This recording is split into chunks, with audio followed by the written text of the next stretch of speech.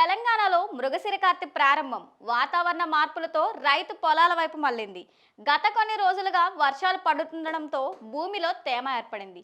ఈ నేపథ్యంలో రైతులు తెల్లవారుజాము నుంచే ట్రాక్టర్లు, ఎద్దుల బండులతో వ్యవసాయ పనుల్లో బిజీగా మారిపోయారు. మెట్ట భూములను దుక్కులు దున్ని విత్తనాలు వేస్తున్నారు. కొన్ని ప్రాంతాల్లో వరి, కొన్ని చోట్ల కంది, పెసర, జొన్న విత్తనాలు వేసే పనులు ప్రారంభమయ్యాయి. ఏరువాక ప్రారంభమైన నేపథ్యంలో వ్యవసాయ మార్కెట్లు, విత్తనాల దుకాణాలు రైతుల రాకతో కలకల్లాడుతున్నాయి.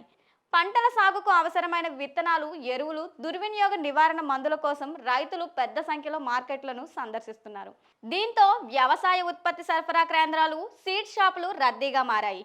కొన్ని చోట్ల ప్రభుత్వ ఏర్పాట్లు చేసిన రైతు బజార్లో కూడా అవసరమైన సామాగ్రి రైతులకు అందిస్తోంది.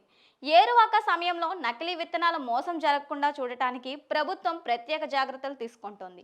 రైతులకు నకిలీ విత్తనాల గుర్తింపు, వాటి వల్ల కలిగే నష్టాలపై అవగాహన కల్పిస్తోంది.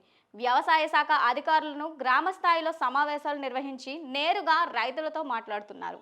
అసలు విత్తనాలు మార్కెటింగ్, ధృవీకరణ పద్ధతులపై స్పష్టత ఇస్తున్నారు.